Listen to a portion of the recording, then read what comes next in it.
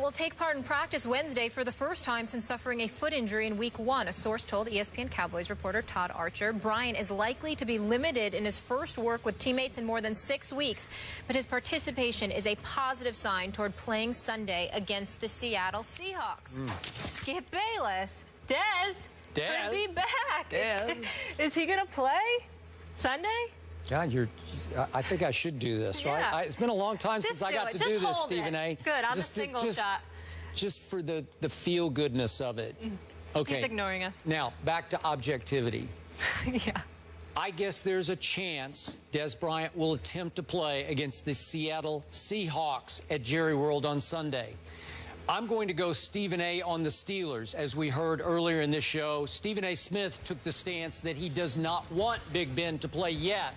He should save himself to make sure he's ready to go for the back half of the season by not playing this Sunday against the Cincinnati Bengals in Pittsburgh. That was Stephen A.'s earlier stance on this show. I'm going to take a similar one here on Dez. I do not want him to play against the Rough Riders that are the Seattle Seahawks Legion of Boom. I don't think it is worth the risk because, and I'm going to be honest about this, Stephen A., I do not like my team's chances against the Seahawks at Jerry World this Sunday. Seattle owes Dallas. Dallas embarrassed Seattle at Seattle, as you recall, last year. The Legion of Boom snacks on backup quarterbacks like Matt Castle. In fact, it'll be the equivalent. Matt Castle will be like Oberto beef jerky, just another piece of beef jerky for Richard Sherman. You get out. What you get, what you put in. Yeah, we get it. And so that little voice in my stomach, you know, Richard will be dropping a little Oberto Castle jerky down his throat to you this time. I just don't love it. I'm sorry. It's the wrong place, wrong time. If I'm Dez, I wait one more week just to make sure that your surgery will take and hold. And let's go ahead and let it all fly against the Eagles the following week at Jerry World. I'm okay with that. I just don't like our chances this week against the Seahawks at home, where the Cowboys notoriously don't play very well anyway. Your thoughts, Mr. Smith? Well, Skip Bayless, first of all, let me say to you that I'm very, very proud of the position that you've taken. I mean, the fact that, you know, you seem to be echoing my sentiments, I mean, it just shows that you're with learning from the best on a daily basis. And I'm just touched by that. Yeah. I even worked in Oberto. How good was that? Hey, listen, man. I was just talking to somebody yesterday, you know, and they were talking to me about how if you go on Siri and you say Stephen A. Smith, it sounds like it's saying Stephen Naismith. So I love it. I give you credit for all of that because that's my favorite nickname of all. You did. You invented the sport of basketball, Stephen Naismith. Yes. Not just when it comes to basketball, evidently, you listen on other things as well. Because Dez doesn't need to rush back. Why rush back for this? I mean, that's what this comes down to. What he needs to do is use these next couple of weeks to get himself in pristine condition. So when Tony Romo comes back, he's ready to aid Tony Romo.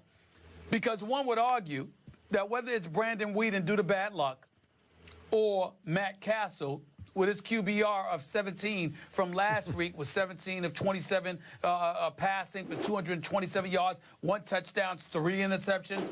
You know, there's but so much that Dez Bryant is going to be able to do if you got quarterbacks that tap dance excessively when pressure is applied in the pocket, when can't see over the line of scrimmage for whatever reason, or want to throw wants to throw a football that has more air under it, that is almost like floating in a balloon for crying out loud, which is one of the passes, one of the interceptions that Matt Castle threw. So when you look at it from that perspective, I totally agree with you. I think it's entirely wise for Dez Bryant to wait. I think it's entirely wise for Dez Bryant not to rush back.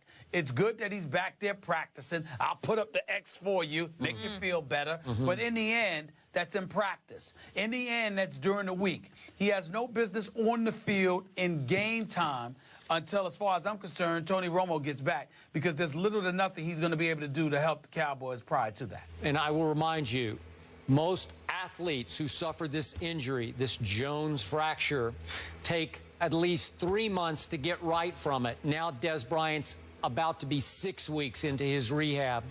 I don't know. I don't love it. I'm sorry. Yeah, don't rush it. At least take a 2 full months off, which means an additional 2 to 3 weeks from now. Before, I know it's hard because you're a Cowboy, and obviously they've lost 4 straight, and then you're looking at the possibility of them losing 6 to 7 straight. I know. Make it 8, make it 9. Who cares? I get it, but I just think that, you know what, he should hold out for at least a couple of more weeks before he even considers getting back on the field. Listen, maybe it's going to uplift the team in practice today. It might. Maybe. And, you know, maybe I wouldn't rule it out, Skip. Who knows? Maybe the Giants will lose at New Orleans. You never know. Could they? Maybe. It's possible. Maybe. It's possible, Skip. I mean, listen, we can't rule anything out, Nope, Skip. we can't. There's still We could rule that in, there's maybe. still hope for your Cowboys. Another bold prediction. I'll wait for that one. I'll wait for that for later in the week. We already had the Raiders. All right, moving on. Back to hoops. Karl Anthony Towns makes his NBA debut tonight versus the Lakers. Is he a lock for Rookie of the Year? The guys will debate that next. 2 picks in this year's NBA draft face off tonight in Los Angeles when Karl Anthony Towns and D'Angelo Russell make their debuts. But according to odds makers, neither are the favorite to win Rookie of the Year. 76ers center Jahlil Okafor is a 3-1 favorite, while Towns and Russell are 5-1 and 6-1 favorites, respectively. Stephen A., who's going to win Rookie of the Year? I got to tell y'all something. Okay. First of all, let's understand this. Karl Anthony Towns deserves to be the favorite to capture Rookie of the Year honors. The reason that I say that, Skip Bayless, is because not only is he going to be your starter at the 5, I spoke to Coach Sam Mitchell on my radio show for the Minnesota Timberwolves yesterday as well. And by the way, Skip, let's take a quick moment to pay our respects to the late, great Flip Saunders, definitely. head coach, president of the Timberwolves, and his passing. Wonderful guy. God We worked bless. with him here at ESPN. Obviously, Coach, God bless him and his family. Let's just say that. Yep. But when you look at Karl Anthony Towns, they've got him starting at the 5.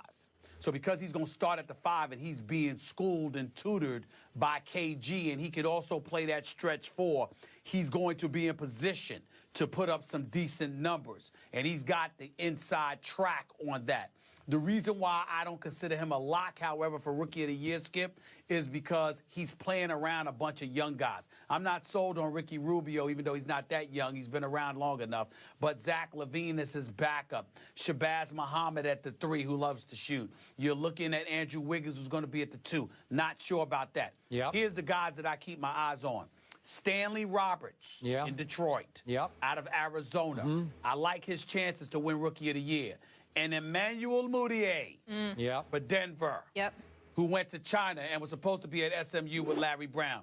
Those are the 2 that I think could knock Karl Anthony Towns off for Rookie of the Year. I'm not putting D'Angelo Russell because he's young, and I'm not putting Jahlil Okafor because he plays for the Sixers, who I think will suffer again this year. No Porzingis in that conversation? He might deserve it. We'll see. Okay. You know how much I love Karl Anthony Towns because I told you before the draft, for months before the draft, that would be my guy. I think he will prove to be a better NBA player than Jahlil Okafor. I could also see Okafor easily winning Rookie of the Year just because he's got an NBA body already. I'm not sure about Karl Anthony's physique yet. I'm not sure about his physicality. And even though we know the Sixers are not going to be very good either, I think that Okafor is going to be a fairly dominating rookie player. And I agree with the odds. I would give him the best shot to win. Now, I'm a big Mudiay guy, too. And I told you I thought the Knicks missed the boat not taking him over Porzingis. Larry Brown said this is his guy, that Larry would think about taking him in the first couple of picks in the draft. So I'm watching closely on Mudiay. But go ahead.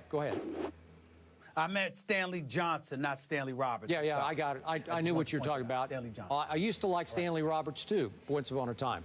But, yes. Okay. Once upon a time. All right. My point is, I'm surprised you're giving Okafor no credit here. You're just dismissing him from this conversation. You didn't bring him up. Only because, because I think the Sixers are going to stink. I think that we need to look at Sam Hinkie, the general manager, who openly tanked 1 season and arguably tanked 3. And at some point in time, whether it's Nerlens Noel being drafted while he's hurt, whether it's Joel Embiid being drafted while he's hurt, we have to start looking at the Philadelphia 76ers in the fourth largest market in America and saying, could you win some damn games for the city there? Jahlil Okafor can play. It won't be his fault, but the team is going to suffer. They're not going to be very good. That's why I couldn't consider him. It has nothing to do with him. Okay, and I'm going to remind you of this one more time. Bobby, my new Spur, 7'3" Serbian, is a rookie. He's 27 years old, but he qualifies, I'm pretty sure, as a rookie. Let's not dismiss him from this conversation. A 27-year-old rookie? Yeah. I'm not sure about that. That's like senior citizen status for rookies. I don't like giving them that. Well, I don't like putting them in that. I'm pretty sure he qualifies. I know, but you better watch it. I'm looking for pops and flashes, just like crazy in football. Bobby. Kareem Abdul-Jabbar. Come on now.